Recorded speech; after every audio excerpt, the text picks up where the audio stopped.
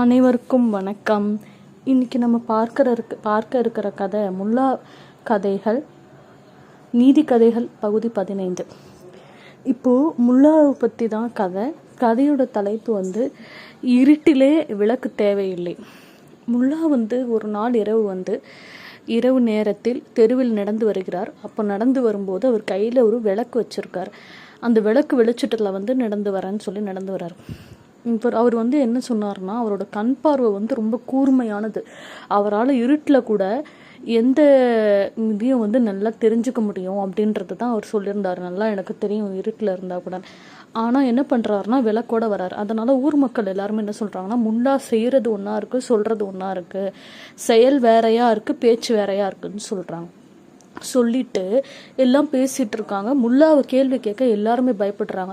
அப்போது ஒரே ஒரு இளைஞன் மட்டும் முல்லா கிட்ட போயிட்டு, நீங்கள் இந்த மாதிரி இருட்டில் கூட எனக்கு கண் பார்வை நல்லா தெரியும், என் கண் பார்வை ரொம்ப கூர்மையானதுன்னு சொன்னீங்களே, அப்புறம் ஏன் கையில் மணி விளக்கோடு வந்திருக்கீங்க தெருவுக்குன்னு கேட்டவுடனே அதுக்கு முல்லா சொல்கிறார், என் கண் பார்வை கூர்மையாக தான் இருக்கும், இருட்டு நேரத்தில் தெரியாமல் நான் உங்களை மோதிடக்கூடாதுல்ல, அதனால தான் நான் இருட்டு நேரத்தில் நம்ம மணி விளக்கோட வரணும்னு சொல்லி மணி விளக்கோட வந்திருக்கேன் அப்படின்னு சொன்னோடனே எல்லாருக்குமே அந்த பதில் ரொம்ப ஆச்சரியப்படுத்துச்சு.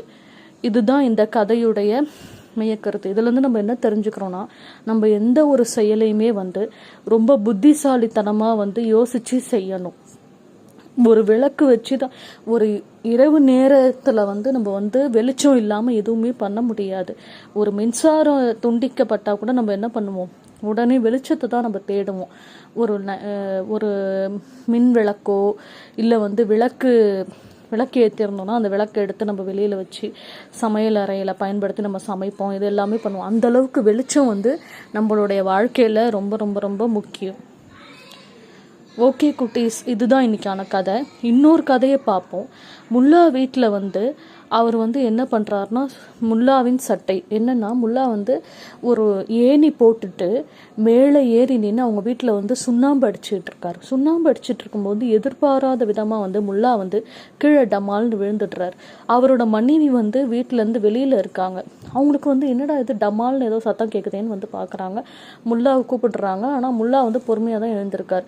அதுக்குள்ளே மனைவிக்கு ரொம்ப பயமாயிடுச்சு. என்ன ஆச்சு உங்களுக்கு அப்படின்னா, இல்லைம்மா இந்த மாதிரி தெரியாமல் நான் சுண்ணாம்பு அடிக்கும் போது தெரியாமல் நான் மேலேருந்து கீழே விழுந்துட்டேன், எனக்கு வேறு ஒன்றும் இல்லை அப்படின்னு சொல்லிட்டு அவர் ரொம்ப சாதாரணமாக சொல்கிறாரு. ஆனால் மனைவி அதுக்குள்ளவே ரொம்ப பயந்துட்டாங்க. இந்த 2 கதைகள்ல இருந்தும் நம்ம என்ன தெரிஞ்சுக்கிறோன்னா, நம்ம எல்லா இடத்துலையும் எப்படிப்பட்ட சூழ்நிலையில் இருக்கோம் அப்படின்றத தாண்டி நம்ம எவ்வளவு தைரியமாக அந்த சூழ்நிலையை கடந்து வரோம் அப்படின்றது ரொம்ப ரொம்ப ரொம்ப முக்கியம்.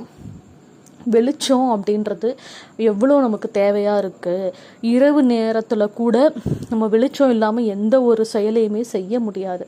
இரவு நேரம் இருட்டாக இருக்கும் அப்படின்றத தாண்டி ஒரு தெருவில் மின் விளக்கு இல்லைன்னா எப்படி நம்ம அந்த தெருவில் நடந்து போக முடியும்? நடந்தே போக முடியாது.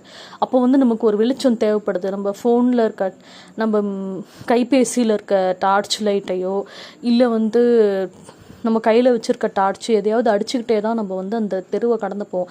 ஆனால் அந்த வெளிச்சம் போதுமானதாக இருக்கும். ஆனால் அந்த தெரு விளக்கு தர அந்த வெளிச்சத்தை நம்மளுடைய கைபேசியில் இருக்க டார்ச் லைட்டோ இல்லை கையில் இருக்க டார்ச் லைட்டோ தராது. இப்போ நம்ம ஃபோனில் நம்ம கைபேசியில் சார்ஜ் இல்லை அப்படின்னா அப்போது நம்ம அதில் லைட்டு போட முடியாது. ஃபோனே சுவிட்ச் ஆஃப் ஆகிருக்கும். லைட்டு எப்படி நம்ம இது பண்ண முடியாது.